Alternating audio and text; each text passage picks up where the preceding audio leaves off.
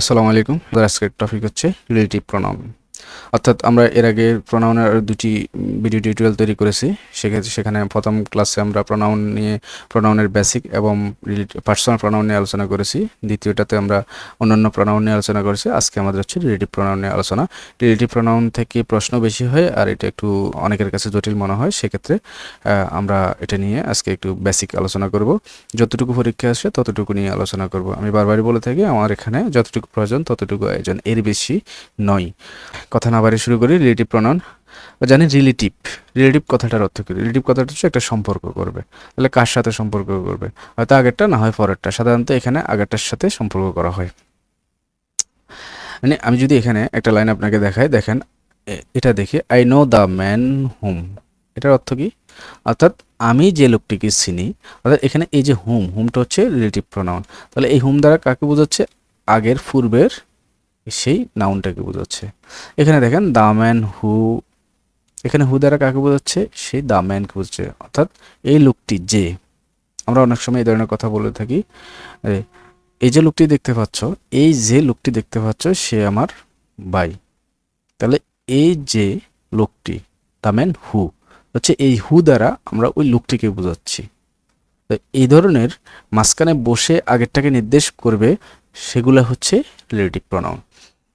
আমি এটা এজন্য বললাম, অনেকে রিলেটিভ প্রনাউন আর ইন্টিগ্রেটিভ প্রনাউন এক করে ফেলেন। মনে রাখবেন হু হুইচ, যদিও হু হুইচ হোয়াট এগুলা ইন্টিগ্রেটিভ প্রনাউনও আছে। ইন্টিগ্রেটিভ প্রনাউন বলতে এটা প্রশ্ন করার ক্ষেত্রে ব্যবহার হবে। আপনি যখন শেষে প্রশ্নবোধক চিহ্ন দেখবেন, তাহলে শেষে যখন প্রশ্নবোধক চিহ্ন দেখবেন মনে করবেন এটা ইন্টিগ্রেটিভ।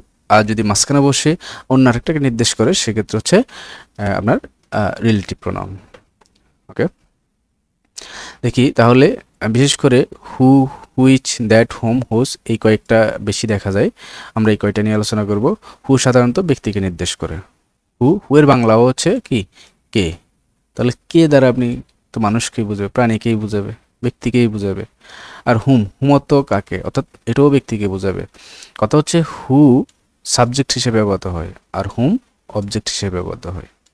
এবার আসেন হুইচ, দ্যাট, হোয়াট, এগুলো এই যে তিনটে দেখতে পাচ্ছেন, এগুলা তিনোটাই আপনার বস্তু অথবা প্রাণীকে নির্দেশ করে। তো এই তিনোটা সাবজেক্ট অবজেক্ট যে কোনোটাতেই বুঝতে পারেন।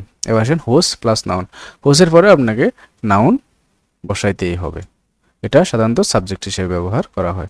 তাহলে এখানে আমরা কি শিখলাম? হু এবং হুম বসে ব্যক্তির ক্ষেত্রে, হুইচ, দ্যাট, হোয়াট এগুলো বসে বস্তু অথবা প্রাণীর ক্ষেত্রে। আর হোসটা ব্যক্তি, বস্তু, প্রাণী তিনোটার ক্ষেত্রে বসতে পারে, তবে এটা সাবজেক্ট হিসেবে বসবে। আরেকটা জিনিস, আরও কিছু জিনিস আপনারা বেসিক শিখে রাখেন, আপনাদের কাজে লাগবে পরীক্ষার হলে। আপনাকে ধরেন একটা line, I choose the book which were very expensive. এখানে দেখেন এই যে হুইচ, এটা হচ্ছে রিলেটিভ প্রনাউন। এখন রিলেটিভ প্রনাউনের পরে আপনি দেখবেন কি আছে, দেখতে পাচ্ছেন বার্ব দেখতে পাচ্ছেন। তাহলে এখন আপনার মনের প্রশ্ন, আমি কি হু বসাবো, না হুইচ বসাবো, না দ্যাট বসাবো? অর্থাৎ বার্বের পর আগে তো এই তিনোটাই বসানো যায়। সেক্ষেত্রে আপনি চিন্তা করবেন যে আপনার যে এখানে যে সাবজেক্টটা থাকবে, অথবা এই লাইনটা যেটা সম্পর্কে বলা হচ্ছে, এই পুরো লাইনটা পড়ে দেখবেন যে কি সম্পর্কে বলা হচ্ছে। এখন দেখেন I choose the book which were very expensive, যেটি খুব এক্সপেন্সিভ, মানে যেটা খুব ব্যয়বহুল বা দামি। তো এটা কাকে বোঝাচ্ছে? ওই বুকটাকে বোঝাচ্ছে। এখন বুকটা কি ব্যক্তি না বস্তু? নিশ্চয়ই বস্তু। তাই সেক্ষেত্রে বস্তুর ক্ষেত্রে আমরা জানি হুইচও বসে, দ্যাটও বসে। তো মোস্ট প্রেফারেবল হচ্ছে হুইচ বইয়ের ক্ষেত্রে। ওকে, তো এখানে কি শিখলেন? হু হুইচ দ্যাট বসতে হলে এরপরে কি থাকবে? বার্ব থাকবে। যদি বার্ব না থাকে, অন্য কিছু থাকে, যেমন এখানে দেখেন হুম, এখানে আছে অল, তাহলে এটা কি বার্ব? এটা বার্ব নয়। সেক্ষেত্রে আপনি এখানে কি বসাবেন? হুমের পরে কি থাকে? সাবজেক্ট থাকে। এখানেও একটু যদি দেখেন, দেখেন হুয়ের পরে স্টুল আছে, অর্থাৎ এটা কি আছে? বার্ব আছে, হুয়ের পরে বার্ব। আশা করি বুঝতে পারছেন। এখানেও দেখেন দ্যাট বসছে, এরপরে কি আছে? ইজ আছে, অর্থাৎ বার্ব আছে। অর্থাৎ হু হুইচ দ্যাট এগুলো বুঝতে হলে পরে বার্ব থাকবে, আর হুমের পরে সাবজেক্ট থাকবে, আর হুজের পরেও নাউন থাকবে। এই জিনিসটা একটু মাথায় রাখবেন। এর জন্য রিপিট করে আবার একটু দেখে নেন, আশা করি কাজে লাগবে। এখানে কিছু আমি এক্সাম্পল দেখি। I know the man who lost his bag. অর্থটা কি দাঁড়াচ্ছে? আমি লোকটাকে চিনি যে তার ব্যাগ হারিয়েছে। এখানে যে বলতে কাকে বোঝাচ্ছে? ওই লোকটাকে বোঝাচ্ছে। সেজন্য এখানে হু বসছে, আর হু এর পরে দেখেন বার্ব আসা, ভার্ব আছে। আমরা উপরে শিখেছি যে হু এর পরে হু, হুইচ, এখানে দেখেন হু, হুইচ, দ্যাট এগুলোর পরে ভার্ব বলবে। 2 নম্বর, I have lost the fan. এখানে ফ্যানকে বোঝাচ্ছে, এই হুইচ দ্বারা এই ফ্যানকে বোঝাচ্ছে।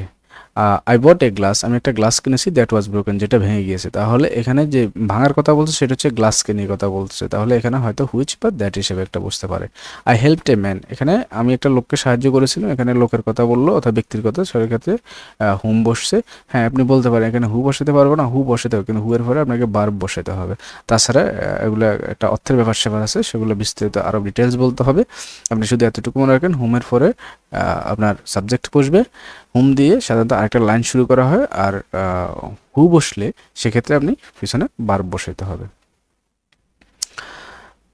আশা করি বুঝতে পারছেন, আপনারা এগুলো নিজ দায়িত্বে পড়ে নেবেন। এখানে দেখেন হুজের একটা ব্যবহার ছিল, হুজের পরে আপনি নাউন বসাইতে হবে, হুজের পরে দেখেন। ধন্যবাদ।